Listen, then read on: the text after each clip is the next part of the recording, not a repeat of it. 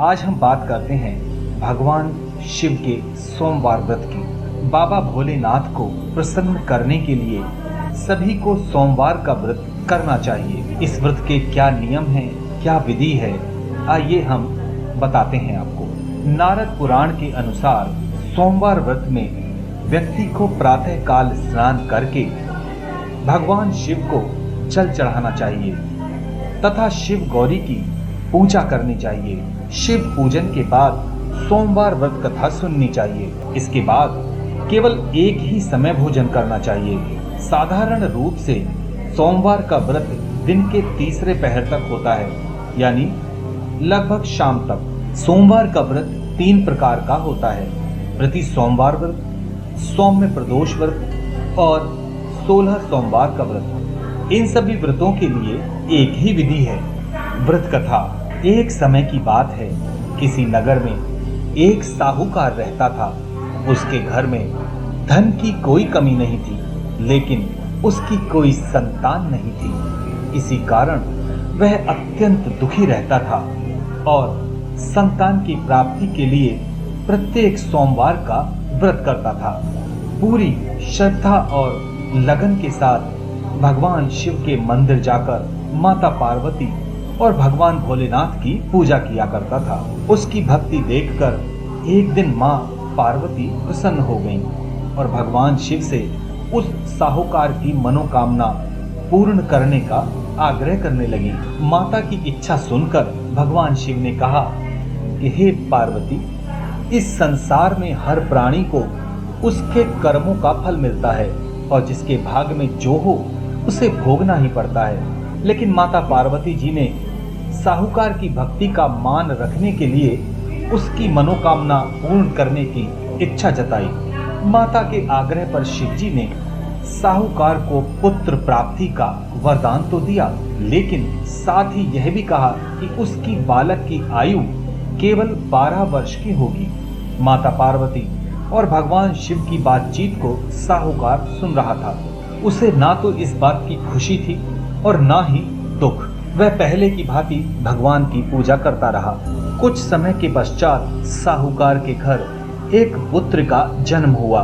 जब वह बालक 11 वर्ष का हुआ तो उसे पढ़ने के लिए काशी भेज दिया गया। साहूकार ने अपने पुत्र के मामा को बुलाकर उसे बहुत सारा धन दिया और कहा कि तुम इस बालक को काशी विद्या प्राप्ति के लिए ले जाओ और मार्ग में यज्ञ कराना।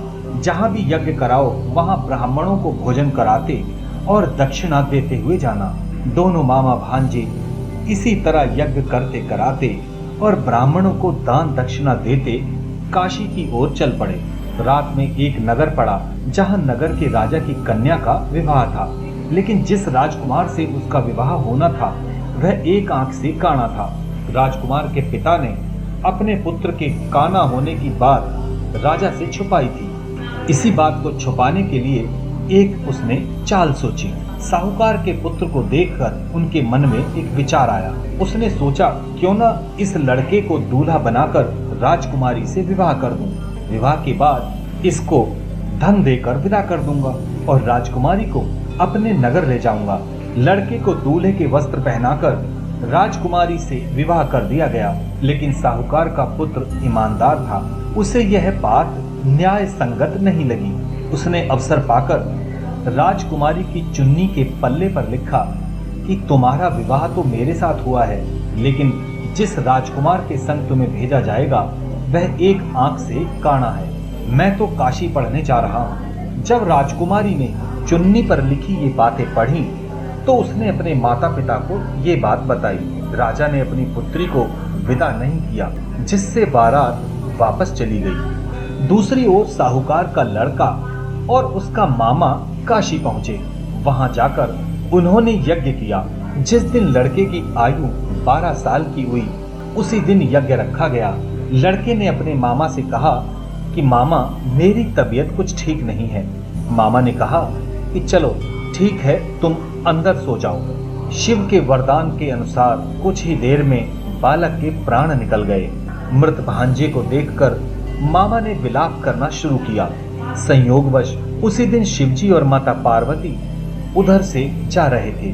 माता ने भगवान से कहा, स्वामी, मुझे इसके रोने का स्वर सहन नहीं हो रहा है। आप इस व्यक्ति के कष्ट को अवश्य दूर करें। भगवान उस मृत बालक के समीप गए तो बोले कि ये उसी साहूकार का पुत्र है जिसे मैंने 12 वर्ष की आयु का वरदान दिया था। अब इसकी पूरी आयु हो चुकी है। लेकिन मातृभाव से विभोर माता पार्वती ने कहा, महादेव, आप इस बालक को और आयु देने की कृपा करें, अन्यथा इसके वियोग में इसके माता पिता भी तड़प तड़प कर मर जाएंगे।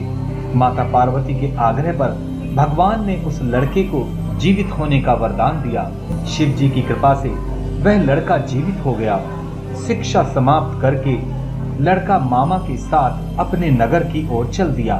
दोनों चलते हुए उसी नगर में पहुंचे जहां उसका विवाह हुआ था। उस नगर में भी उन्होंने यज्ञ का आयोजन किया।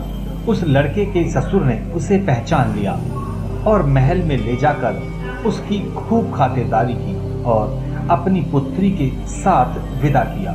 इधर साहूकार और उसकी पत्नी भूखे प्यासे रहकर बेटे की प्रतीक्षा कर रहे थे। उन्होंने प्रण कर रखा था, अपने बेटे की मृत्यु का समाचार मिला तो वो भी प्राण त्याग देंगे, परंतु अपने बेटे के जीवित होने का समाचार पाकर वे बेहद प्रसन्न हुए।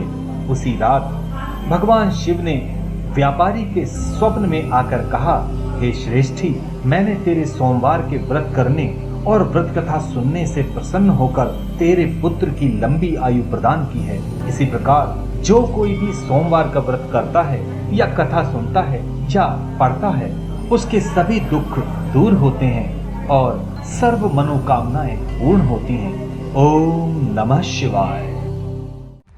खबरों में बने रहने के लिए चैनल को सब्सक्राइब करें और ये बेल आइकन जरूर दबाएं।